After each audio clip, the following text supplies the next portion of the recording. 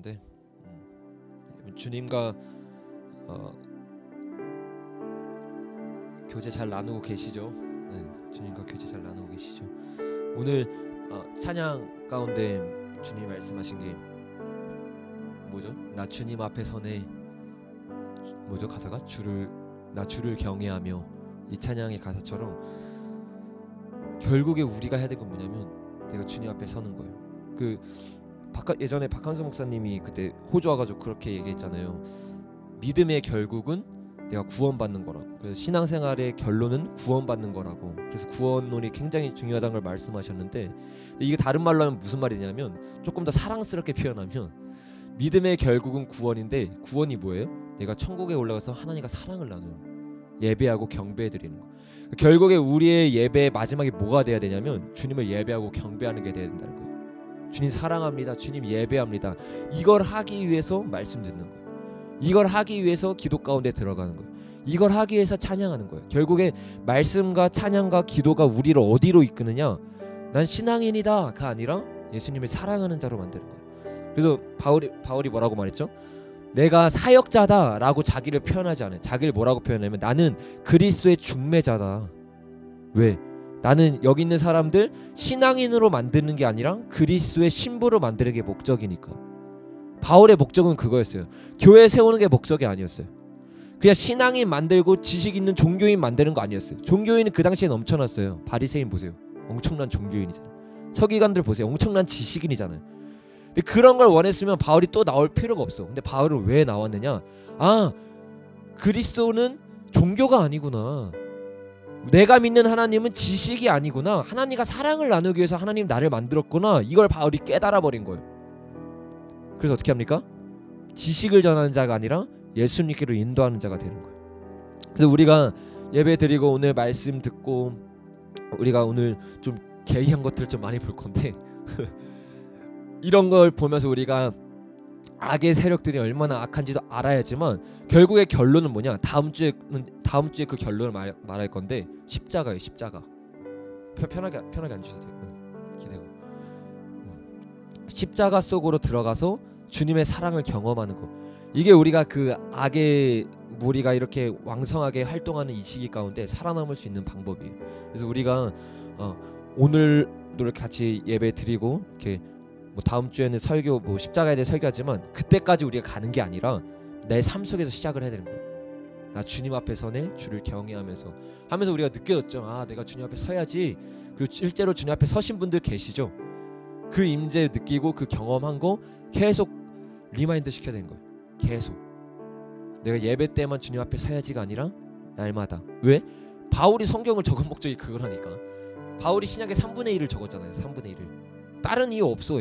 너 예수님의 신부야. 너 준비하라고. 너 마지막 날 너가 뭘 준비해야 되는지 알아? 너가 신랑 대신 예수님을 준비해야 돼. 예수님의 사랑을 나누는 자가 돼야 돼. 믿음의 결국이 구원인데 구원이 뭔 줄 알아?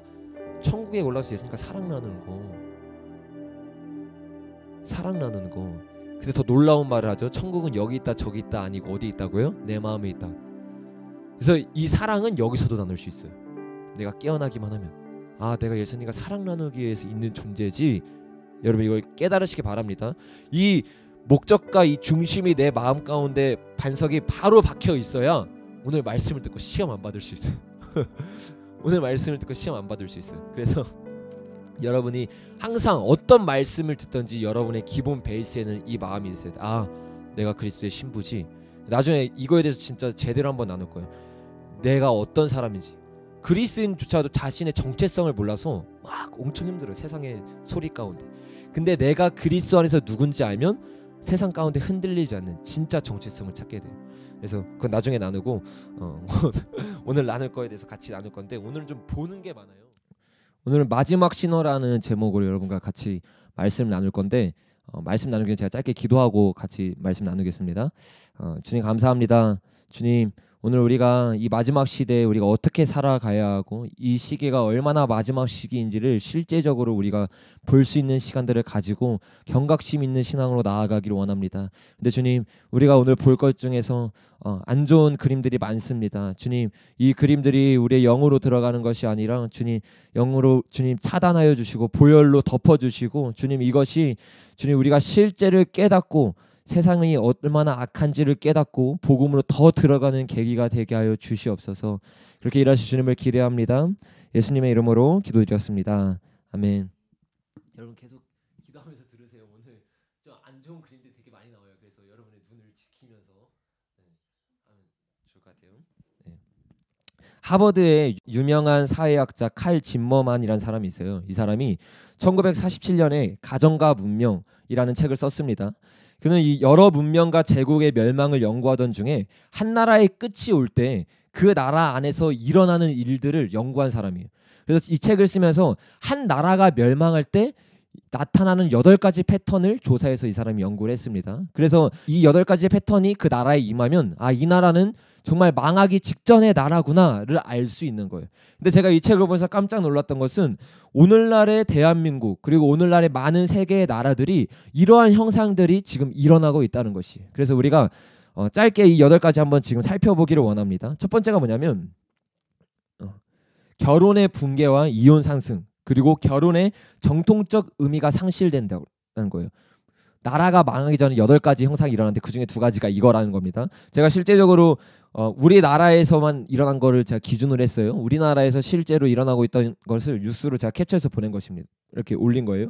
결혼은 42년 만에 최저로 결혼을 사람들이 안 한다는 거예요. 실제로. 그리고 이혼율은 계속 급증하고 있어요. 우리나라 이야기. 그 정도로 우리나라의 이혼율이 심각하다는 걸 보여주고 있습니다. 근데 이 사람이 말하기를 결혼이 붕괴되고 이혼율이 상승하는 게 나라가 망하는 징조 중에 하나라는 거예요. 그 다음 세 번째, 네 번째가 뭐냐면 페미니즘의 부상, 그리고 네 번째가 부모 및 권위에 대한 불만과 증가가 일어난다고 말하고 있습니다. 여러분, 페미니즘 여러분 뭔지 아시죠? 여기 중에서 몇 분들이 그 한국에 오래 안 있어서 지금 얼마나 페미니즘이 대한민국에 심각한지 모르는데 엄청나게 심각한 상황이에요. 뭐라고 말하냐면 이게 뉴스에서 나온 건데 20대 여성 중 절반이 나는 페미니스트다라고 말하고 있어요. 근데 이 페미니스트의 뜻을 제대로 모르고 많은 사람들이 여기 지금 미혹돼서 넘어가고 있는데, 페미니스트가 어떤 건지 제가 잠깐 짧게 보여드릴게요. 이 페미니스트 때 엄청 유명했던 건데 해화역에서 페미니스트 다 모여서 시위를 한 적이 있어요. 그때 뭐 했냐면 여자들이 삭발을 하고 여자들이 나도 남자랑 평등하다 하면서 위에 옷통을 다 벗어버리는 거예요. 시민들 앞에서. 근데 그 중에서 어떤 일이 있냐면 보세요. 인터뷰를 한 거예요. 이 해화역 시위 도대체 누구를 위한 분노냐? 너네 뭐 때문에 나갔어? 이렇게 인터뷰를 했어요. 그랬더니 이렇게 대답해요. 이 시위는 기존의 모든 권위에 대한 불신이다. 그러니까 이 페미니즘의 정체성은 뭐냐면 단순히 남녀 평등이 아니라 모든 권위, 부모에 대한 권위도 마찬가지예요. 이 권위를 다 부수기를 원하는 거예요. 얼마나 무서운 건지 알아요. 이게 페미니즘 홈페이지에 있는 거거든요. 뭐라고 했는지 제가 읽어드릴게요. 방금 애비 제기하는 거 목격했노. 이게 무슨 말인지 아세요? 모르죠. 이게 페미니즘 용어인데 충격적이었죠. 제가 좀 설명해 드릴게요. 제기가 뭐냐면 송재기라는 분이 계세요. 근데 그분이 페미니즘 반대하고 뭐 이런 분인데 이분이 이제 안타깝게 죽음을 맞이했어요. 근데 이 사람 죽음을 이렇게 페류나처럼 욕하는 거예요.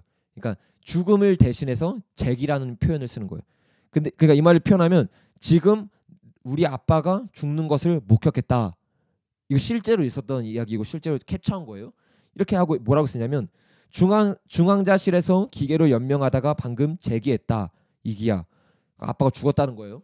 아빠가 죽었는데 이렇게 글을 올리는데 어떻게 올리는지 보세요. 사후 경직인지 뭔지 남아이돌처럼 오두방절 떠다가 제기하노. 사후 경직이 뭔지 알죠? 사람이 죽기 전에 이렇게 몸에 이렇게 막 떨리고 막 그러면서 이렇게 사람이 죽는다 그래요. 근데 이거를 슬퍼하는 게 아니라 어떻게 표현하냐면 남아이돌처럼 오둥반정 떠다가 죽는다. 이렇게 말하고 있어요. 처음에 병원 올 때부터 실실 웃음이 나왔는데 이 페미니즘에 심취하니까 부모에 대한 사랑과 권위가 완전히 사라져버리는 거예요. 아빠가 죽는데 뭐라고 말합니까? 처음 병원에 올 때부터 실실 웃음이 나왔는데 간호사가 제기 직전이라고 방송해서 못 참고 조금 웃었노. 재기 직전에 방송까지 해주노.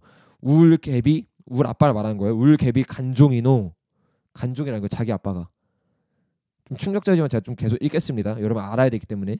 재기하는 거 두 눈으로 확인했으니까 사망 진단서 받고 바로 장례시 째면 되겠노. 보험금 개꿀맛. 충격적이죠. 이게 지금 페미니즘에 깊이 심취한 사람들의 특징이라는 거예요. 이게 뭐 그냥 이 사람이 엄청 막 심한 사람 그런 거 아니에요. 여기 공감을 엄청 얻었어요. 좋아요 누르는 것도 있어요. 보는 것도 있고 댓글도 있고. 페미니즘 내에서는 이게 공감대가 형성되는 이야기라는 거예요. 여러분 이게 지금 우리나라 상황이에요. 뭐라고요? 아까 뭐라 했죠? 20대 여성 절반이 페미니스트. 심지어 어떤 일까지 있습니까? 교회 안에까지 페미니즘이 들어와. 기독교와 윤리 이러면서 기독교와 페미니스트 이러면서 기독교와 합치려고 그래요. 근데 그걸 사람들이 받아들여요. 왜? 예수님이 진리가 아니라 여자들은 페미니스트가 우선인 사람들이 훨씬 많은 거예요. 실제로. 그러니까 이러니까 지금 교회 안에서도 완전 난리가 많이 났습니다. 여러분 이런 상황이 근데 뭐라고요? 나라가 망하기 직전에 일어나는 일들 중에 하나라는 거예요. 또 보겠습니다. 청소년 범죄와 남자판 반란이 가속되는 거예요. 페미니즘이 먼저 나왔으니까 예를 들면 페미니즘에 청소년들이 이렇게 물들었어요. 그럼 어떻게 됩니까? 당연히 부모에 대한 반란이 나오고 학교에 대한 반란이 나오고 국가에 대한 반란심이 나오는 거예요. 그래서 나왔던 게 이 해화역 시인 거예요. 제가 몇 가지 뉴스를 봤는데 청소년 범죄가 더 독해졌다. 폭력, 성범죄, 지능범죄 증가. 여기 그래프예요. 점점 이렇게 상승하고 있는 거예요. 실제적으로. 또 보겠습니다. 6번째, 7번째 뭐냐면 결혼한 사람들의 가족 책임 거부, 강통죄에 대한 욕구. 여러분 이 두 개를 왜 묶어놨냐면 우리나라에서 2015년에 강통죄 폐지된 거 알죠? 강통죄가 폐지되니까 어떻게 됩니까? 가족에 대한 책임이 당연히 없어지는 거예요. 내가 결혼하고도 이 결혼에 대한 책임감이 없고 한 여자와 한 남자와 살아야지라는 마인드가 사라져버린 거예요. 점점. 그럼 어떻게 됩니까? 당연히 자기 가정을 돌볼 생각을 안 하는 거예요. 그리고 마지막에 뭐냐면 동성애에 대한 관심이 높아지고 확산된다. 여러분 제가 이 자료를 찾아보다가 이번 5월 6월이 대한민국의 영적인 전쟁이 엄청났다는 걸 제가 깨달았는데 이 아까 말했던 것도 다 이번 19년에 일어났던 일들입니다. 그리고 요거는 뭐냐면 어제 일어났던 일이에요. 어제. 뭐라고 합니까? 사상 최대 규모 퀴어 축제 앞두고 들끓는 성수자들. 이 6월 1일 기사예요. 어저께 토요일 날에 서울에서 퀴어 축제가 있었는데 여태까지 했던 퀴어 축제 중에서 최고 많은 사람들이 모여서 역대급으로 동성애에 대한 관심이 모여졌어요.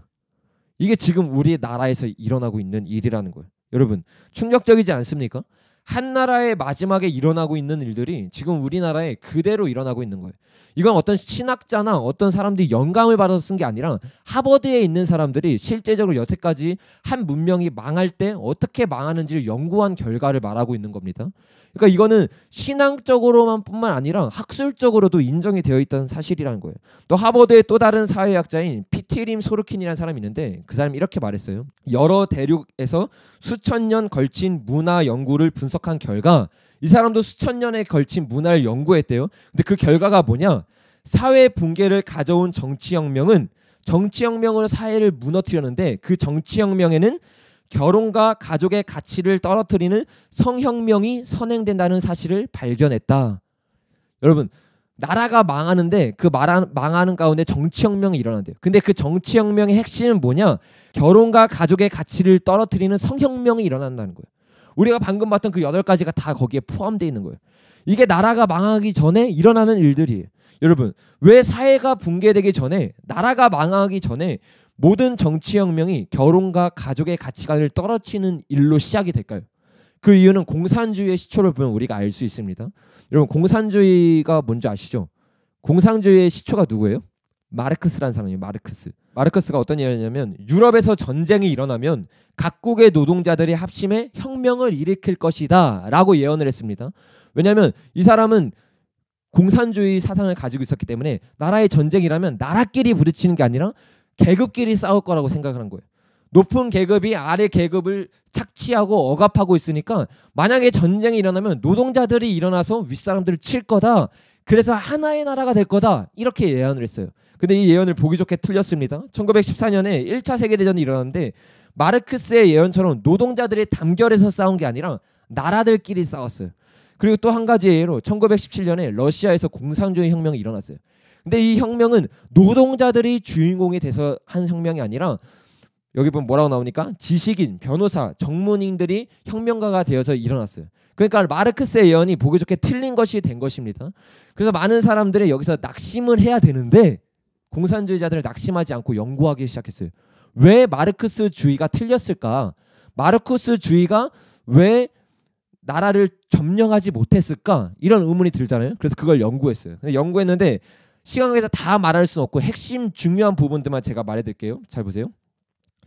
이 루이 알티셀이라는 이데올로기 이론을 쓴 사람이 있는데 이 사람이 보면 왜 마르크스가 실패를 했는지를 이렇게 말해요. 뭐냐면 이데올로기적 고기로 보는 거예요. 그러니까 나라를 이렇게 두 가지로 보는 거예요. 하나는 억압적 국가기구, 하나는 이데올로기적 국가기구로 보는 거예요. 그래서 정부, 경찰, 법원, 군대 이런 것들은 억압적인 국가기구인 거예요. 근데 그 안에 그것을 지탱하는 것들이 있는데 그게 가정, 학교, 교회라는 거예요. 그러니까 학교랑 교회랑 가정을 무너뜨리면 이 나라가 자연스럽게 무너지게 되는 거예요. 근데 이 세 개를 자세히 연구해 보니까 이 세 개가 어디서 나왔습니까? 기독교에서 나온 거예요. 기독교에서. 가정이 어디서 나왔어요? 창세기에서 나왔어요. 하나님이 남자와 여자를 지으셨다고 말해서 우리가 가정 제도를 채택하고 나아가고 있습니다. 학교가 어떻게 생겼습니까? 진리를 탐구하기 위해서 생겼어요. 하버드에 가면 여러분 대표적으로 알 수 있죠. 진리를 탐구하기 위해서 대학교들을 만들기 시작했었습니다. 원래. 근데 이 모든 것들의 기초에 교회도 마찬가지고 뭐가 있느냐? 기독교 스피릿이 있는 거예요. 그러니까 이 사람들이 적이 분명해진 거예요. 아, 공산주의가 성공하려면 기독교 스피릿을 무너뜨려야 되는구나. 교회를 무너뜨리자가 아니라 교회 안에 있는 그 영성을 무너뜨리자는 거예요. 교회 안에 있는 교회의 가치관, 무슨 가치관입니까? 성경적인 가치관을 무너뜨리기 위해서 이 사람들이 연구하고 시작했던 거예요. 여러분 이 사람들이 교회 사람보다 더 깨어 있어. 교회 사람들은 자신의 중심이 뭔지 몰라요. 그냥 교회 건물만 크면 내가 교회다 이래요. 근데 그게 아니라 교회 스피릿이 죽으면 교회가 아니거든요. 교회의 진짜 본질은 이 스피릿이 성령님, 내 안에 주님이 있는가? 내 안에 예수님이 있는가? 교회 사람들도 이것을 잘 모르는데 이 사람들이 이걸 간파했어요. 그래서 뭘 시작합니까? 어떻게 하면 교회를 없앨 수 있을까?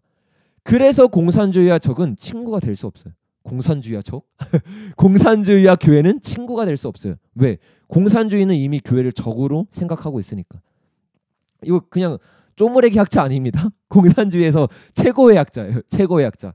이제 여기서 이제 이 사람들이 연구하기 시작하는 거예요. 어떻게 할까 그러면? 어떻게 할까? 그래서 나온 게 뭐냐면 바로 이거예요. 성정치 이론. 빌헤름 라일이라는 사람이 성정치 이론을 줬습니다. 왜냐하면 보세요. 가정, 학교, 교회 이걸 동시에 무너뜨릴 수 있는 방법이 뭘까? 생각하다 나온 게 성정치 이론인데 뭐냐? 창세기를 무너뜨리는 거예요. 창세기. 무슨 말인지 이해되세요? 창세기에 뭐라고 나옵니까? 하나님이 남자와 여자를 만드셨다 했는데 이 개념을 부셔뜨려 버리는 거예요. 그럼 어떻게 됩니까? 성정치 이론이 학교에 들어가면 애들이 난잡한 삶을 살고 문란한 삶을 살게 돼요. 가정이 해체돼요. 왜? 남자와 여자가 결혼하는 게 아니래. 동성애자도 있대. 성이 50까지나 된대. 그럼 어떻게 됩니까? 가정이 무너지는 거예요. 학교에서 그 애들이 그 교육을 받고 자랐어요. 그 전도에서 교회 와보세요. 교회 왔는데 뚱땅지 같은 소리 하는 거예요. 하나님이 남자와 여자를 지었습니다. 그럼 어렸을 때부터 성이 50개라고 들었던 아이들이 그 얘기를 들으면 어떤 생각을 하겠어요? 아, 기독교가 가짜구나. 하나님을 믿을 수 없는 거예요. 그들의 가치관 속에 그게 들어가 버리니까. 그걸 처음부터 배웠으니까. 그래서 이 사람들은 이 계획을 차근차근 계획해 나갑니다. 그래 이거 보세요. 아까 이 성전치 이론에 이 주디스 벌틀의 이론을 합친 거. 이 사람은 뭐냐면 동성애자예요. 동성애자인데 동성애를 단순히 그냥 성적인 어떠한 그런 걸로 하는 게 아니라 이걸 성정치로 바꿔서 정치로 이용하자. 그래서 동성애를 앞세워서 교회를 무너뜨리자. 이렇게 이론을 합친 거예요. 지금 여태까지 한국에서 일어나고 있는 일들은 우리가 이걸 보면 어디서부터 이게 나왔는지 다 알 수 있는 거예요. 그냥 갑자기 페미니즘이 나오고 갑자기 동성애가 나온 게 아니에요. 얘네는 이때부터 준비하고 있었던 거예요. 아, 교회를 무너뜨려야 우리가 생각하는 사상, 유토피아를 만들 수 있구나. 그리고 지금부터 계속 준비한 것입니다. 이렇게 이 정치들이 다 합쳐져서 나온 게 뭐냐면 프랑스의 68혁명이에요. 68혁명. 엄청 유명한 혁명인데 뭐냐면 이런 거예요. 간단하게 말해서 금지하는 모든 것을 금지하라. 기존에 가지고 있던 보수의 가치관들을 다 깨부수자는 거예요. 야, 나 성경에서 말하는 거 이거 진짜 아니야. 야, 너네 성경에서 음란한 짓 하지 말랬지. 아니야. 음란하면 얼마나 즐거운데. 얼마나 쾌락이 있는데. 여러분 이거 어디서 많이 듣던 얘기 아니에요? 사단이 하는 얘기죠. 창세기에서. 아담과 하와가 있는데 아담과 하와 너 저거 진짜 먹지 말라 했어? 선악과 진짜 먹지 말라 했어? 똑같아요. 똑같아. 청년들 가운데 이걸 심어주는 거예요. 심어주는 거예요. 그래서 이 문화혁명을 통해서 어떻게 됐냐면 기독교 스피릿이 완전히 무너지게 됩니다. 완전히 무너지게 돼요. 그래가지고 서양 가운데 여러분 유럽 아시죠? 지금 이미 엄청 유명해졌잖아요. 유럽의 교회들 다 어떻게 됐어요? 공동묘지 됐어요. 공동묘지. 이런 걸 알지 못하고 깨닫지 못하고 동성애 내가 받아줄게 환영할게 이런 짓거리 하다가 유럽 교회가 다 공동묘지 된 거예요. 근데 지금 이제 이 물결이 어디로 오고 있느냐? 한국 교회로 오고 있어요. 호주로 오고 있어요. 근데 기독교인이 못 깨어난다. 기독교인이 이걸 모른다. 그럼 그냥 다 넘어지는 거예요. 다 넘어지는 거예요. 우리는 경각심을 가지고 있어야 된다는 것입니다. 근데 여기에 더 충격적인 사실이 있어요. 여러분 이 사람 누군지 아세요? 이 사람 누구냐면 영국의 출신의 앨리스 베일리라는 사람이에요. 이 사람 어떤 사람이냐면 교회 다니는 사람이 아닙니다. 역사상 최고위급 사탄 숭배자의 지도자예요. 우리 교회가 있듯이 사탄 숭배의 교도 있습니다. 거기에 가장 영향력이 많았던 지도자 중에 한 명이 바로 이 앨리스 베일이라는 사람이에요. 이 앨리스 베일은 실제로 사단을 통해서 책을 썼는데 그 책이 뭐냐면 바로 이 책입니다. 10가지 플랜. 어떻게 하면 나라를 무너뜨릴 수 있고 어떻게 하면 교회를 무너뜨릴 수 있는가 이거에 대해서 플랜을 사단에게 직접 받아서 플랜을 짠 책이 이건데 제가 이것도 같이 보면서 너무 충격을 받았던 건 뭐냐면 우리가 아까 봤던 8가지 패턴과 이 10가지가 다 동일하게 일치해요. 동일하게 일치해요. 그래서 오늘은 우리가 이 10가지의 패턴을 조금 자세하게 아까보다 조금 더 비교적 자세하게 살펴보면서 실제로 사단이 교회를 무너뜨리기 위해서 어떠한 전략을 가지고 있는지 그리고 마지막에는 이 전략 가운데 이 흐름 가운데 그리스도인들이 어떻게 이기고 나아가야 하는지에 대해서 우리가 한번 나눠보기를 원합니다. 이 베일의 첫 번째 전략이 사단한테 받은 첫 번째 전략이 뭐냐면 교육 시스템으로부터 하나님과 기도를 제거하라 라는 명령이었어요. 이때 당시에 영국과 미국은 학교에서 뭘 했습니까? 기도로 수업을 시작하고 기도로 주기도문으로 학교를 끝냈어요. 근데 이걸 없애버리라는 거예요. 학교에서 기도를 밀어내라는 거예요. 이 사단의 계획대로 되고 있었습니다. 미국은. 근데 우리나라에도 얼마 전에 일어났습니다. 진짜 5월 6월에 진짜 찾다 깜짝 놀랐어요. 이 일들이 다 일어났어. 5월 6월에. 보세요. 이게 언제 일어난 거냐면 저 날짜를 안 적어왔네요. 최근에 일어났던 일이에요. 어떤 일인지 제가 읽어드릴게요. 신학대에서 일어난 일이에요. 신학대. 그냥 일반 학교가 아니에요. 신학대에서 새벽 채플 불참 때 생활관 퇴소 조치는 부당하다. 인권위에서 항소를 낸 거예요. 너네 새벽 기도 해야만 채플 해야만 점수 주고 그리고 기숙사 사용할 수 있는 거 이거 부당한 거야. 이거 인권위에 너 인권을 침해하는 거야. 이러면서 항소를 냈어요. 여러분 이게 말이 됩니까? 그냥 일반 학교가 아니라 신학교예요. 신학교. 신학교에서 새벽 기도를 못하게 만들어 버리는 거예요. 못하게 만들어 버리는 거예요. 학교에서 뭐라고 말합니까? 하지만 학교 측은 생활관 입사생들은 새벽 예배에 의의를 제기하지 않겠다는 서약서에 서명을 하는데 이는 강제가 아닌 자의에 의해 본인이 원하지 않을 경우 생활관에 입시하지 않을 수 있다라고 말했다는 거예요. 처음에. 너네가 기숙사 들어오기 위해서는 새벽 예배 해야 돼. 근데 원치 않으면 안 들어와도 돼. 사인하려면 하고 하지 않으려면 하지 마. 처음부터 얘기를 한 거예요. 강요를 한 게 아니에요. 근데 이거를 가지고 지금 트집을 잡고 있는 거예요. 여러분 좀 지나면 어떻게 됐습니까? 신학교뿐만 아니라 일반 학교에서는 예배를 전혀 못 드리게 되는 거예요. 기도 못 하는 거예요. 그러면 어떻게 됩니까? 학교가 죽는 거예요. 기도가 없는데 학교가 어떻게 살아? 신학교는 어떻습니까? 애들이 자라서 뭐가 되겠어요? 지식이 있는 목사님이 되겠지. 지식을 가르치는 전도사가 되겠지. 우리가 처음에 몰라 넣었습니까? 지식을 전하는 게 중요한 게 아니라 예수님을 전달해주고 예수님을 사람들에게 인도하는 중매쟁이가 돼야 되는데 기도가 죽은 사람한테 뭘 바란다는 거예요. 신학교에서 기도가 죽잖아요. 그러면 10년 뒤 20년 뒤 교회는 다 죽는 거예요. 왜? 그 사람들이 나중에 교회를 이끄는 사람들이 되는데, 그 사람들부터 젊을 때 기도하지 않는데 젊을 때 주님 찾을 수 없게 만들어버리는데 우리나라 교회에 어떻게 희망이 있겠냐는 거예요. 우리는 심각성을 깨달아야 되는 거예요. 여러분, 근데 이런 상황 가운데서 정말 제가 희망을 봤던 것이 하나 있어요. 제가 여러분에게 좀 보여주길 원하는데, 이 똑같은 일들이 미국에서 일어났었어요. 미국에서 일어났는데 이거를 진짜 멋있게 깨부신 사람이 있어요. 이런 사람들이 일어나야 되는 거예요. 저 이거 한 20번 넘게 왔어요 어제. 보겠습니다.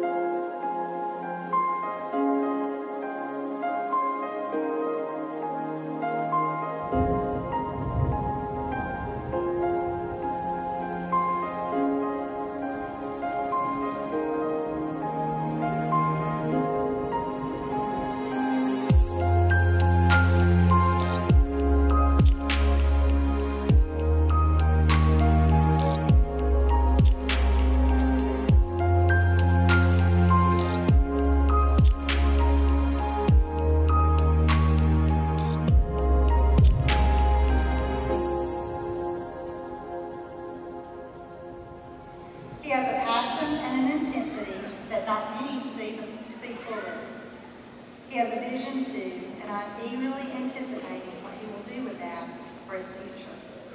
He dreams big, encourages others, and creates his own path. Welcome our first speaker, valedictorian, Lloyd Bloom High.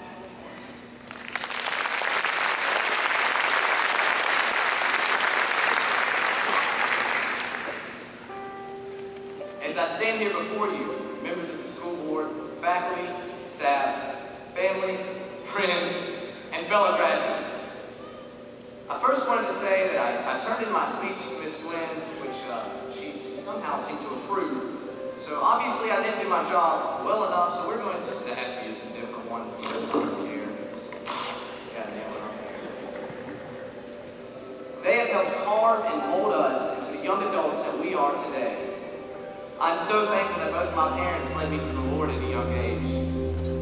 And I think most of you will understand when I say, Our Father, who art in heaven, hallowed be thy name. Thy kingdom come.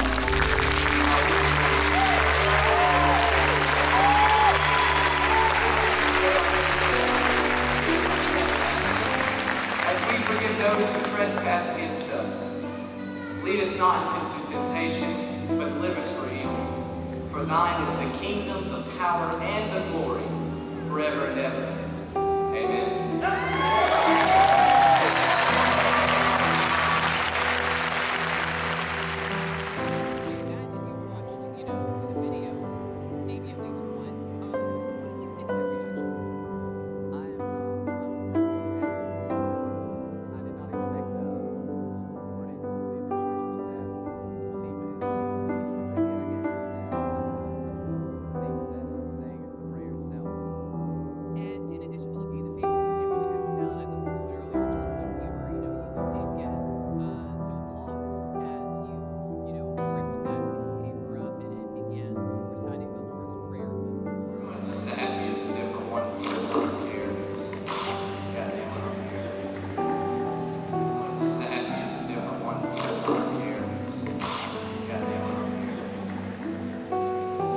Our Father, who art in heaven, hallowed be thy name. Thy kingdom come.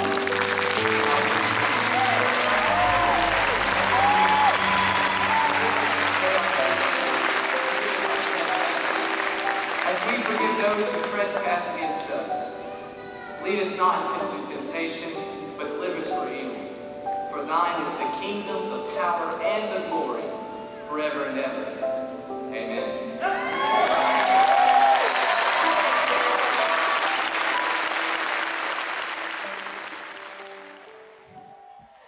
어떠세요? 저는 보면서 진짜 저런 사람들이 바로 그리스도인이라는 생각을 했어요. 저희 그리스도의 모습이구나. 세상을 따라가는 게 아니에요. 세상은 우리가 지금 계속 보면서 나누겠지만 더 악해져, 더 악해. 이거는 지금 보는 것들은 아무것도 아닌 거거든요. 이런 상황 가운데서 우리가 어떻게 할 거냐? 우리를 떠나서 지금 우리 다음 세대는 어떻게 할 거냐는 거예요. 내가 모범을 못 보여주면, 내가 지금 이 정도의 악한 상황에서 모범을 못 보여주잖아요. 우리 밑에 있는 세대는 보나마나인 거예요. 보나마나인 거예요. 이 사람처럼 내가 불이익을 당할지라도 찢을 수 있어야 되는 거예요. 세상이 너 이대로 읽어, 너 이대로 살아가, 이 종이를 받았을 때 당당히 걸어나서 찢을 수 있는 사람, 이 사람이 저와 여러분이 돼야 된다는 거예요. 그렇게 될 때 이 사단의 계획은 다 무너지게 돼 있는 거예요. 저 여러분이 그렇게 되기를 바랍니다. 두 번째 한번 볼게요. 아동들에 대한 부모의 권위를 축소시켜라, 이렇게 말했어요. 실제로 여러분 제가 읽어드릴게요. 종자연이 이런 소송을 냈어요. 부모의 종교 강요, 그거는 아동학대이자 인권침해이다.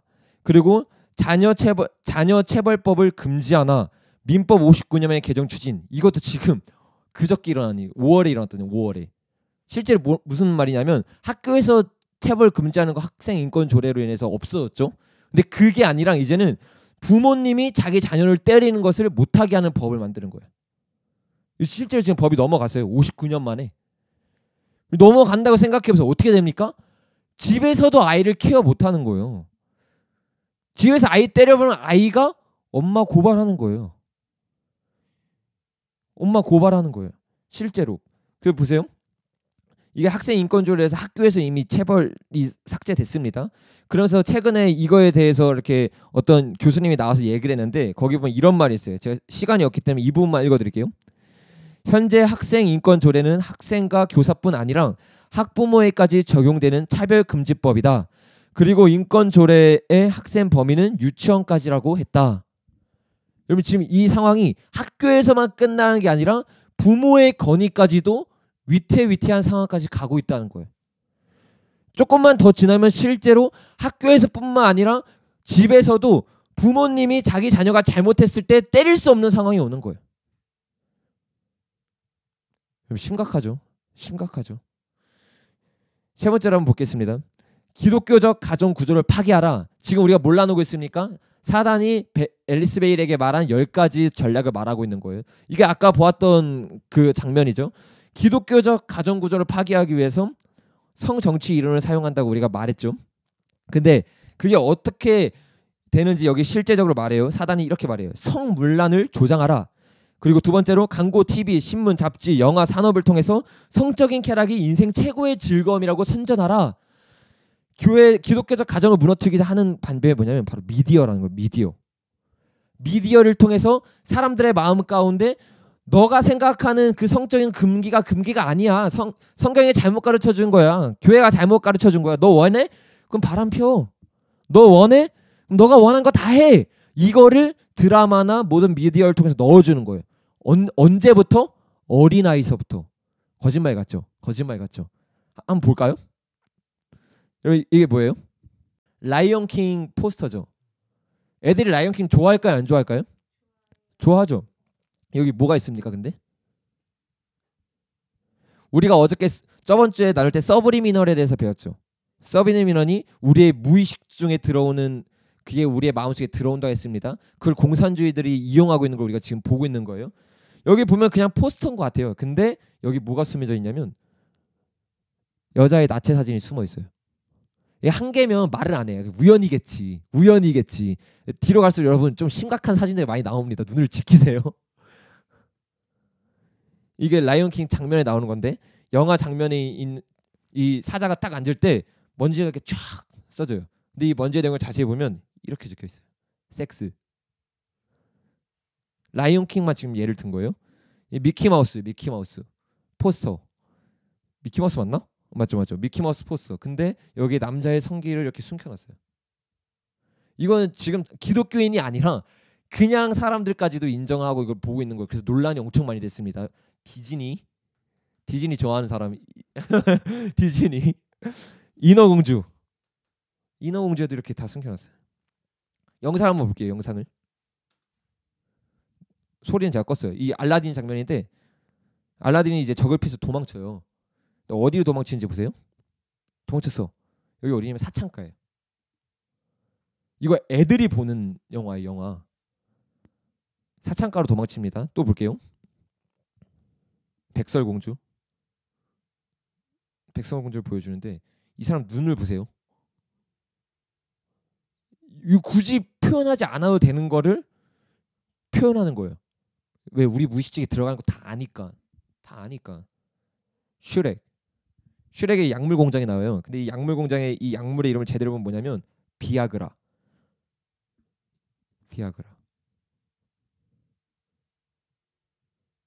여기까지만 볼게요. 더 많은데 시간이 없기 때문에. 라따뚜이에 일어나는 거예요. 이런 성적인 장난을 애들이 보는 영화에 넣어놓는 거예요. 진짜 뒤에 카도 있는데 엄청 심각해요. 말도 안 돼. 좀 더 볼까요? 그냥 좀 더 봐볼게요.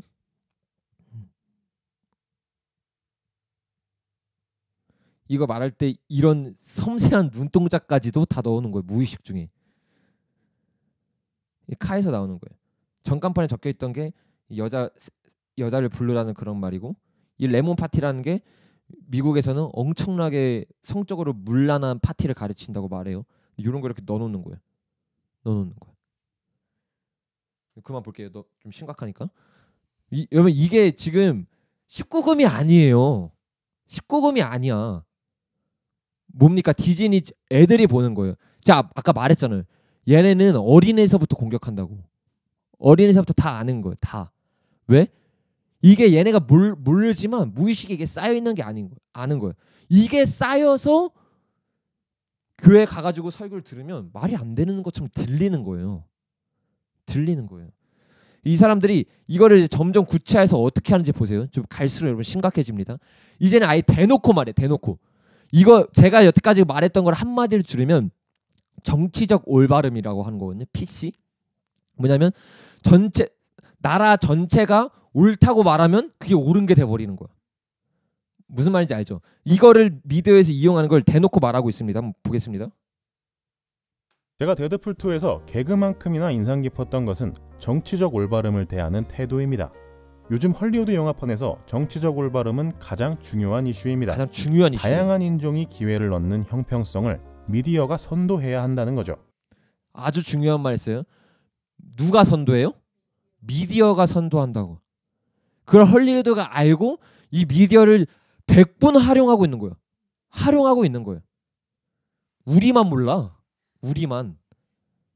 밑에 거 한번 볼까요? 그래서 나온 영화가 이건데 보세요. 데드풀. 자막 안 보이죠? 보세요. 우리 완전 진보적이야. 청중립적인 이름하여 엑스포스. 뭐 짝퉁 같지 않아? 아주 제대로 봤어. 자, 음악 큐. 무슨 말이에요? 뭐 패러디한 건지 알아요? 엑스포스 전에 이거 엑스맨 알죠? 엑스맨을 패러디한 거예요. 근데 엑스맨은 너무 남성 우월주의야. 엑스포스야 하면서 자기는 엑스포스라고 뛰어내리는 거예요. 그러면서 그 사이에 뭘 넣었으니까 성중립적이며 이런 거 다 넣어놓는 거예요. 이런 애들이 동성애 파티면 당연히 좋아하지. 우리 한번 가볼까? 재밌는 거다. 내가 동성애자 아니어도 거리낌이 없어지는 거예요. 거리낌이.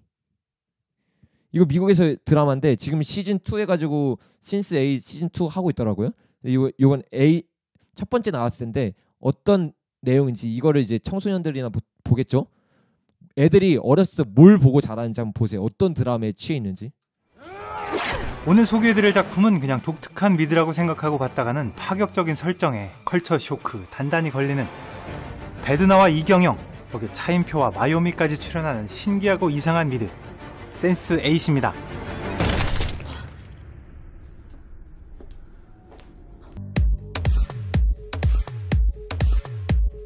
별다른 정보 없이 이 시리즈를 처음 접하신 분들이라면 상당한 컬처 쇼크를 겪게 되실 겁니다. 왜냐하면 주인공들의 캐릭터 설정이 다분히 파격적이기 때문인데요. 몇 가지만 예를 들어보면 멕시코시티에서 최고의 인기를 달리고 있는 액션 스타 리토는 남자를 사랑하는 게이입니다. 샌프란시스코의 블로거이자 해커인 노미는 집안의 반대를 무릅쓰고 여성으로 다시 태어난 트랜스젠더죠. 하지만 또 동시에 여자를 사랑하는 레즈비언적인 성 정체성을 가지고 있습니다. 이런 캐릭터들의 설정뿐만 아니라 이 인물들이 성적인 정체성 때문에 방황하는 이야기, 또 수위 높은 19금 장면들까지 더해지면서 파격적인 설정만 남발하는 막장 드라마라는 오명을 쓰기도 했었습니다. 센스8은 매트릭스 시리즈로 너무도 유명한, 처음엔 형제에서 남매를 거쳐서 이제는 자매가 된 워셔스키가 각본, 연출, 제작까지 도맡은 시리즈인데요. 이런 그들의 전력 때문에 워셔스키의 상황이 너무 많이 반영된 것이 아니냐 하는 비난을 받기도 했었습니다. 감독 얘기 들었어요? 뭐라 합니까? 형제에서 남매가 됐다가 자매가 됐대요. 무슨 말이에요? 둘 다 남자로 태어났다가 한 명이 성 정체성을 혼란이 와서 난 여자일 거야 하고 트랜스젠더가 된 거예요. 그리고 또 다른 걔도 따라간 거예요. 이런 사람들이 지금 할리우드 잡고 있다니까요. 잡고 있다고요. 근데 우리도 기독교인조차도 뭐 어떻게 해, 시대가 이런데 그냥 내가 볼 수 있는 게 이거밖에 없는데 하면서 나는 판단할 수 있어. 나는 분별할 수 있어. 이러면서 보고 있어요. 근데 여러분 잘 기억해야 돼요. 왜 하나님이 솔로몬한테 이방 여자들 사귀지 말라고 한지 아세요? 솔로몬이 진리를 몰라서가 아니에요. 같이 있으면 현혹되는 거예요. 나도 모르는 사이에 내 가치관이 흔들려져 버리는 거예요.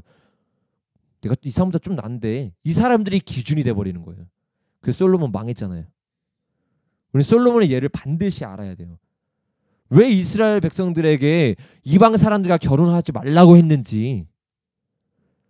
이스라엘 백성들 어렸을 때도 성경책 구약 달달 외운 사람들이에요. 근데 너네가 세상과 함께하면 네 가치관 흔들리는 거 예수님이 하나님이 알기 때문에 이스라엘 백성들 이렇게 명한 거예요. 우리도 마찬가지라는 거예요. 나는 동성애 나쁜 거 알아. 아니요. 계속 보잖아요. 이제 내가 정신병에 걸린 것 같아. 정신병에 걸린 것 같아. 진짜요. 10년만 지나보세요. 세상이 어떻게 변하나. 어떻게 변하나. 그래서 우리가 이런 것도 알고 깨어 있어야 된다는 거예요. 여러분 이거 외국에서만 그런 거 아닙니다. 한국에서 마찬가지예요. 이거 우리가 이제 좀 지금 이쪽에 있는 세대들이면 좀 알만한 드라마들이 나오죠. 보세요. 커피 프린스 1호 그리고 성균관 스캔들 요즘은 이제 아마 아실 거예요. 제가 아까도 말했듯이 얘네들 미디어를 어떻게 공략하냐면 처음부터 동성애는 제가 아니야 이러지 않아요. 미화시키는 거예요. 미화. 처음에는 뭐부터 시작하죠? 우리 무의식 중에 디즈니처럼 무의식 중에 그러다가 어느 정도 10년이 되고 아이들 마음 가운데 그게 노출이 돼 있으면 대놓고 나오는 거예요. 우리나라도 마찬가지예요. 처음에는 대놓고 동성애 드라마 안 찍었어요. 이렇게 미화시키는 거예요. 남장 여장 뭔가 여자를 사랑하는 건가? 남자를 사랑 이거 아시죠? 내용 헷갈리게 만들잖아요. 내 감정을 여기서부터 시작하는 거예요. 근데 그 다음에 어떻게 됩니까? 자, 그 다음에 나온 드라마요. 이거 아마 여기 호주에 계셔서 모를 거예요. 아마 인생은 아름다워 그리고 굿 와이프라는 그런 드라마 나오는데 이건 뭐냐면 커피 프린스 1호점과 성균관 스캔들은 남자를 사랑하게 된 남자가 자신의 성 정체성과 사회적 편견에 고뇌하는 모습이 나오나 그들이 사랑하는 대상은 남성이 아닌 여자였다. 근데 이 얘기들은 인생의 아름다운 굿 와이프는 동성 간의 가정을 풀어낸다. 실제로 동성애자 드라마예요. 똑같잖아. 지금 미국에서 일어난 거랑 지금 우리나라에서 일어나고 있는 일이랑 우리나라 얼마 안 됐어요. 얼마 안 됐어요. 우리나라가 다행히 조금 늦어서 그래서 우리 미국에서 일어나는 일 보고 대처를 할 수 있어. 대처를 할 수 있어. 지금이 그래서 굉장히 중요한 시기. 호주도 마찬가지. 좀 이따 나누겠지만 호주도 지금 그런 상황이 똑같이 대한민국과 이게 드라마뿐만 아니라 여기 가요계도 마찬가지. 여기 SM 아시죠? SM 좋아 옛날에 했던 분들 아니에요? SM. 근데 SM이 그 여러분 가요 옛날에 듣다가 최근 거 들으면 항상 사람들이 공통적으로 하는 말이 있어요. 아 옛날에는 가사가 서정적이었는데 지금 뭔가 선정적이야 뭐 이런 말 하잖아요. 근데 그렇게 된 계기가 있어요. 뭐냐면 2009년에 S만 가장 큰 엔터테인먼트 회사에서 프리메이슨과 계약을 해요. 프리메이슨이 뭔지 알죠? 사탄 숭배교.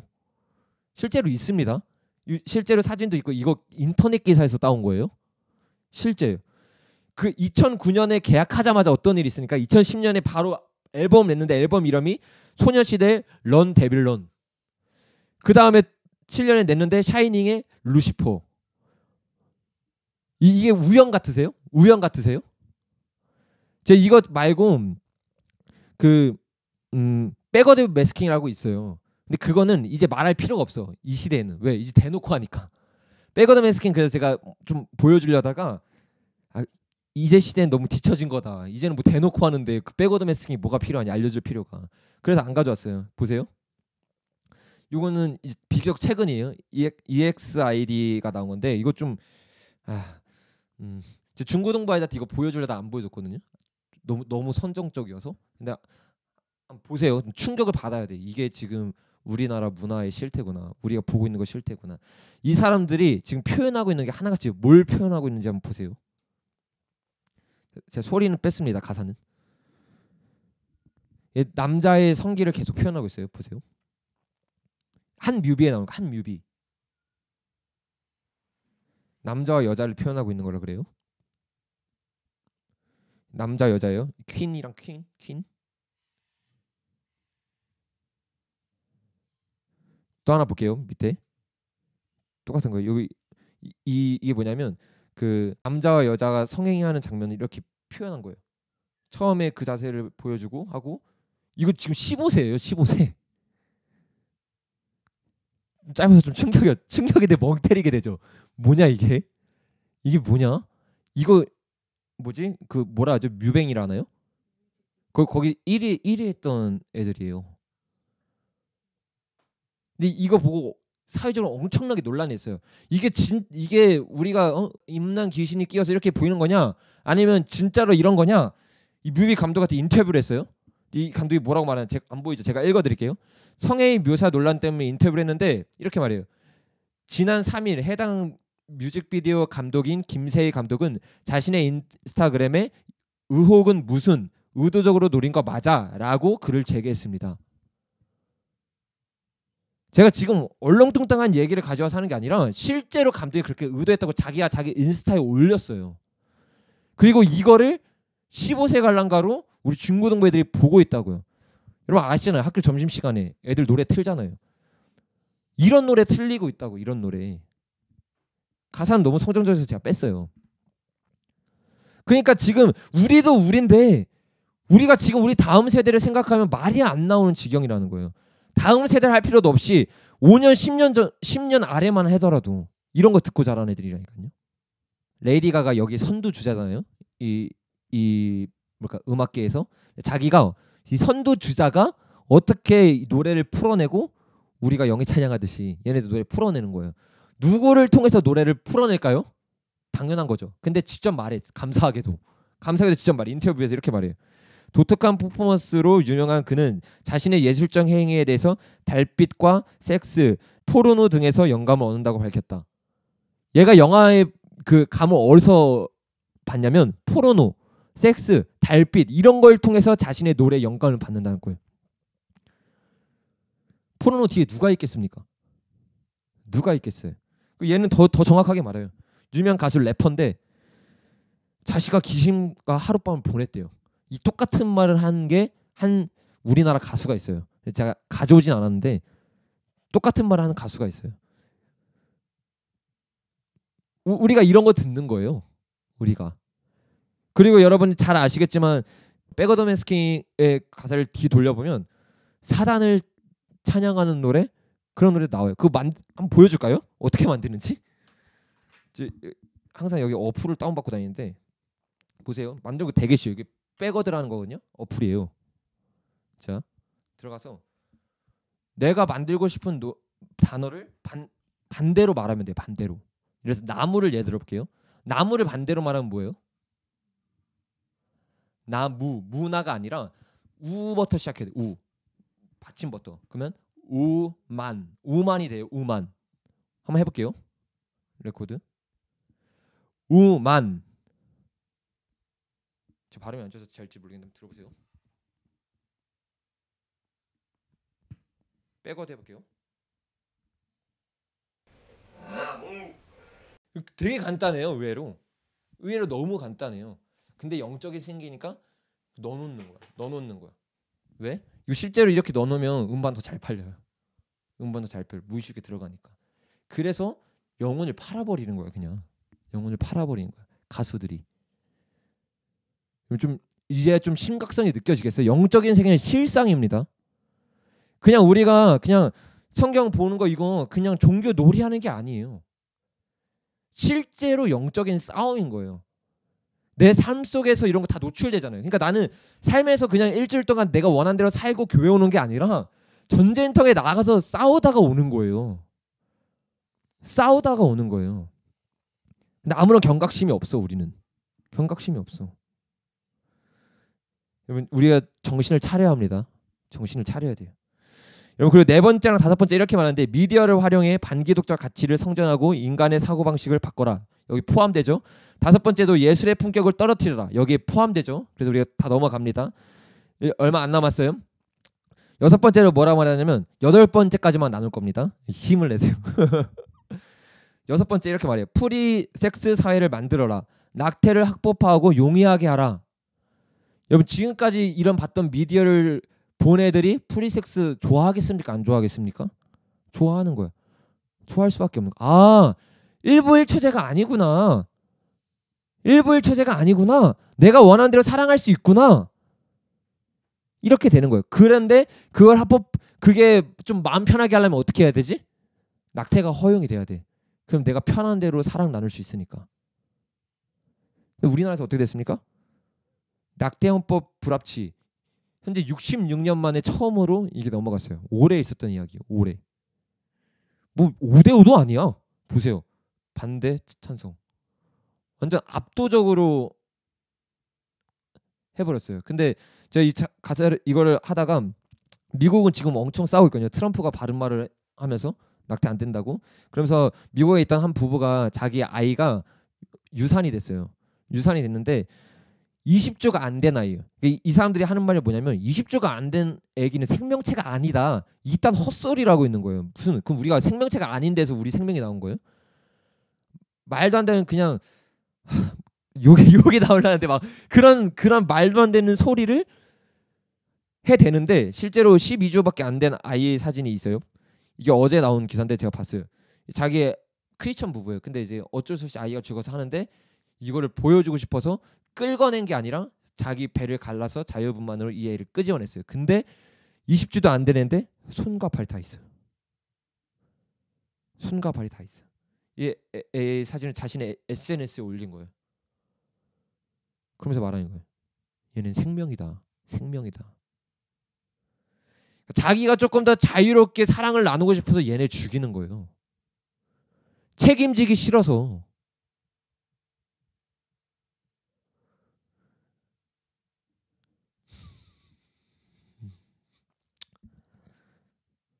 여덟 번째로 나오는 게 동성애 대체 생활 방식을 만들어라. 동성애를 대체 생활 방식으로 만들라는 거예요. 결혼 대신 야 너 결혼하면 애 나오잖아. 그냥 서로 사랑하는 그 가치관을 부셔버리는 거예요. 부셔버리는 거예요. 미국 기독교 크리스천 포스터에서 24일 보도한 건데 한 교회에서 어떤 짓이 나오냐면 교회 사역자들이 동성애 결혼 주례를 허용하기로. 그러니까 무슨 말이에요? 동성애 너네 해놓고 괜찮아. 우리 교회 와서 해. 허용했어요. 그리고 이런 말도 안 되는 미친 소리랍니다. 보세요. 수개월간의 기도 끝에 결정한 거다. 가치관이 이미 물들어 있으니까 목사가 돼도 이딴 소리 하는 거예요. 이딴 소리 하는 거예요. 기도를 하긴 뭘 기도해. 지 소리로 지가 들은 거지. 지가 들은 거지. 이 사람들이 필요한 게 뭡니까? 세상을 따르는 기도가 필요한 게 아니라 진리에 따르는 순종이 필요한 거예요. 니네가 기도한 결정이 중요한 게 아니라 말씀이 뭘 말하고 있느냐. 하나님은 뭐라고 말하고 있느냐. 이게 중요하다는 거예요. 자, 아까 첫 번째 말했잖아요. 첫 번째 얘네들이 기도를 없애잖아요. 학교에서. 기도를 없애고 성경을 배우니까 이상한 잡소리나 하는 거예요. 동성애가 옳다. 성경을 보지도 않고 이 지금 말도 안 되는 이런 일들이 지금 계속 일어나고 있는 거예요. 이런 일이 호주에서도 일어납니다. 호주에서는 여러분 아시죠? 세계에서 가장 큰 동성애 대회가 호주에서 열리는 거. 호주는 합법화 됐어요. 이게 점점 되면서 이게 여러분 10번째가 뭔지 아세요? 이거예요. 각국 정부가 이러한 내용을 법제화하고 지금 우리가 나눴던 이런 성적인 음란한 이런 거를 법제화시키면 끝난다는 거예요. 근데 호주 법제화 됐어요. 법제화 됐어요. 동성애 합법화 됐어요. 그러니까 어떤 일이 일어납니까? 이런 일이 일어나잖아요. 아시죠? 호주의 유명 럭비 선수 이스라엘 플라우예요. 플라우. 이 사람 엄청 유명한 선수였고 아식스에서 후원하던 선수였어요. 근데 이 사람이 어떤 말을 했냐면 자신의 인스타에 포스팅했어요. 동성애는 죄다. 예수만이 길과 진리요 생명이다. 썼어요. 어떻게 됩니까? 바로 제재 들어와요. 럭비의 CEO예요. 플러가 성적 취향과 무관하게 모든 사람을 차별하지 않는다는 성경 구절을 위반했다. 플라워가 위반했다는 거예요. 야, 왜 네 멋대로 해? 이게 뭐예요? 정치적 올바름. 성경이 더 이상 기준이 아닌 거예요. 야, 동성애 네가 뭔데 죄라 그래? 이러고 끝날까? 이러고 끝날까? 안 끝나. 혐오자 몰려서 어떻게 했는지 아세요? 아식스에서 스폰서 철회했어요. 소속팀에서 방출됐어요. 대표팀에서 방출됐어요. 이거 한 달도 안 된 이야기예요. 이 사람 인스타 가보니까 시드니 저기 오페라하우스 사진 찍더라고. 시드니에 사나 봐요. 시드니. 선수 인생 끝났어요. 유망주연. 유망주인지 나이가 좀 들어 보이죠? 최고의 실력자인데 끝난 거예요. 뭐 했다고? 내 소신을 지켰다고. 나 예수 믿는 사람이야. 밥줄이 끊긴 거예요. 밥줄이.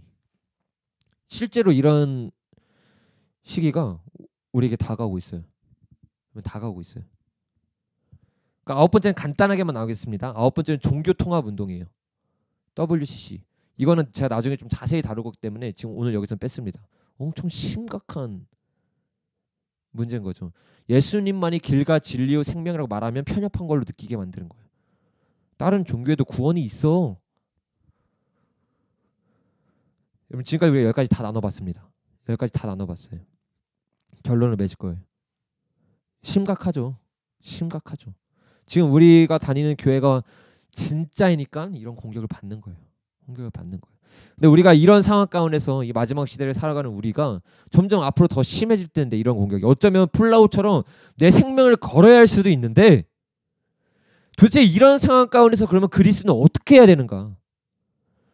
어떻게 살아야 하는가? 지금 우리처럼 그냥 일주일에 한번 예수님 만나게 와가지고 은혜 받았다 이러고 돌아가면 이 신앙 지킬 수 있겠어요? 못 지키는 거예요. 네 앞에 칼이 들어왔는데 네가 예수님 믿냐고 말할 수 있느냐는 거예요. 지금 점점 그런 상황으로 다가오고 있는 거예요. 여러분 우리가 이런 상황에서 어떻게 하는지 알 수 있는 방법은 공산주의가 어떻게 시작했는지를 보면 우리가 여기 해답을 찾을 수 있어요. 해답을 찾을 수 있어요. 여러분 공산주의가 어디서부터 나왔습니까? 이 자유민주주의를 깨기 위해서 나왔죠. 자유민주주의를 깨기 위해서 나왔어요. 야 저거 봐봐라. 자유민주주의 해봤더니 시장경제 했더니 빈부격차 켜지잖아. 노동자 있고 위에 사람들 부르주아들만 잘 살잖아. 이렇게 돼버렸어요. 근데 보세요. 기독교가 제대로 있을 때 어떻게 되는지 아세요? 공산주의자 최고의 최고봉이 아까 막스라고 말했죠. 막스가 처음에 러시아로 간 게 아니에요. 어디로 갔냐면 영국으로 갔어요. 영국으로 가가지고 영국을 공산주의 시켜야겠다. 기독교 심장부를 쳐야겠다고 딱 갔어요. 근데 가서 실패하고 돌아왔어요. 왠지 아세요? 거기 교회 갔더니 영국을 갔더니 가난한 사람이랑 부자랑 친해. 그렇게 일하는 사람이랑 사장이랑 친해. 왜? 그 사람 가운데 예수가 있으니까. 얘네들이 갈라놔야 전쟁을 일으킬 수 있는데 얘네 둘이 같이 친해. 서로 사랑해. 서로 예수님 안에서 하나야. 그래서 어떻게 하니까 실패하고 돌아서요. 어디로 가요? 러시아로 가요. 러시아에 가가지고 뭐 하냐면 러시아도 똑같이 교회를 가요. 근데 갔는데 영국 교회와 다른 걸 발견해요. 러시아에 갔는데 저기 앉아있던 사람이 목사를 죽일 듯이 쳐다보는 거예요. 성도가. 이상해가지고 막사가 가가지고 물어봤어요. 너 왜 목사를 저렇게 쳐다보냐? 그때 그 사람이 이렇게 말했다고요. 너가 월요일날 내가 사는 집에 와봐. 그럼 이유를 알게 돼. 월요일날 그 집에 갔습니다. 어떤 일이 있습니까? 그 목사는 그 집의 주인이고 그 이제 아까 죽일 듯이 쳐다봤던 사람은 거기서 일하는 사람이에요.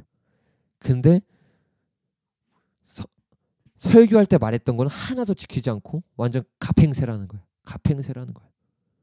교회 스피릿 다 죽어버린 거예요. 그리고 막스가 이렇게 고백했다고 해요. 러시아는 내 거다. 러시아는 내 거다. 이거 굉장히 뼈 있는 말이에요. 교회에 둘 다 있었어요. 중요한 건 뭐냐? 진짜 예수가 있는 교회가 필요하다는 거예요. 교회라는 껍데기가 아니라, 신앙이라는 껍데기가 아니라 진짜 예수님을 만난 사람이 필요하다는 거예요. 예수님밖에 안 보여서 옆에 있는 사람을 사랑할 수 있는 사람, 자신의 인생을 걸어서 옆에 있는 사람을 품을 수 있는 사람, 이 사람이 있으니까 막스가 뚫지를 못하는 거예요. 여러분, 이게 그 표입니다. 기독교가 스피릿이 있고 성장을 할 때 나라는 성장할 수밖에 없어요. 근데 타락을 합니다. 인본주의가 돼요. 예수님 더 이상 안 따라. 왜? 돈이 생기니까. 예수님 믿어가지고 내가 복받아서 돈 생긴 거 모르고 돈이 생기면 이제 하나님 의지 안 해요. 그 돈 따라가고 인본주의가 점점 됩니다. 그때 막스가 치고 들어오는 거예요. 인본주의가 되면 상하관계가 생겨요. 서로 사랑하지 않으니까. 그때 막스가 와가지고 야, 저 사람들 봐봐. 지들이 돈 다 가져가. 치자. 진짜 유토피아를 만들자. 이래서 생긴 게 공산주의예요. 그럼 답이 어디에 있습니까? 답이 어디에 있습니까? 이 공산주의를 무너뜨리는데 답이 있습니까? 아니에요. 교회가 교회되는 게 답이에요. 그래서 우리가 이 악한 모든 거, 우리가 좀 안 좋은 것도 쭉 다 봤어요. 근데 결론은 뭐냐? 우리가 단순히 이걸 알고 분별하자가 아니에요. 더 뜨거워지자예요. 진짜가 되자예요. 진짜 예수 믿는 사람 한번 돼보자는 거예요. 이런 상황 가운데서 주기도문이 없어질 때 당당히 나가서 주기도문을 외칠 수 있는 자, 동성애 혐오자로 몰릴 거 알지만 자신의 인스타에 당당하게 올릴 수 있는 자, 내 주변에 있는 사람을 사랑할 수 있는 자, 사랑하고 사랑받는 자가 되는 거, 이 진짜 기독교가 될 때 사단의 계력은 다 무너져요. 다 무너져요. 우리가 알아야 하기 때문에 우리가 어쩔 수 없이 다 봤습니다. 그러나 우리가 이런 걸 몰라도 우리가 이길 수 있는 방법이 있어요. 그것은 예수님이에요. 예수님. 우리가 저번 주에 윌리엄 보스의 얘기하면서 윌리엄 보스가 뭐라고 했습니까? 오늘날 그리스도인 가운데 가장 아이러니한 거는 그리스도 없는 그리스도교다. 교회에 예수님이 없는 거예요. 교회에 예수 그리스도가 어디 갔는가? 그걸 회복해야 되는 거예요. 오늘 저와 여러분 말입니다. 대형교회 얘기하는 거 아니에요. 한국교회 다른 교회 얘기하는 게 아니에요. 우리 말하는 거예요. 내 마음속에 예수님이 어디 갔는가? 내 삶의 예배 가운데 예수님이 어디 갔는가? 여러분, 우리는 이 예수님을 회복해야 됩니다. 그래서 마태복음 5장에서 예수님이 말한 것처럼 너희는 세상의 빛이 돼야 되는 거예요. 우리는 세상의 소금이 돼야 되는 거예요. 우리가 그런 마음으로 우리가 이 시간 좀 기도했으면 좋겠어요. 주님, 내가 오늘 이 악의 무리들이 우리 어떻게 공격하는지 봤습니다. 근데 거기에 대해 너무 많이 아무 생각 없이, 피아노 좀 쳐주세요. 노출되어 있었어요. 지금 노출되어 있었어요. 그런데요, 주님, 이제 내가 깨달았습니다. 깨달았습니다. 더 중요한 건 뭔지 아세요, 여러분? 단순히 깨닫는 게 아니라 예수님 당신을 구합니다. 예수님 당신을 찾습니다. 이 마음이 있어야 된다는 거예요. 예수님을 채워지지 않으면 여기 이길 수 없는 거 내가 압니다. 예수님으로만 가득 차지 않으면 내가 이 세상의 풍조 가운데 이길 수 없는 자인 거 내가 압니다. 주님, 나는 그런 자예요.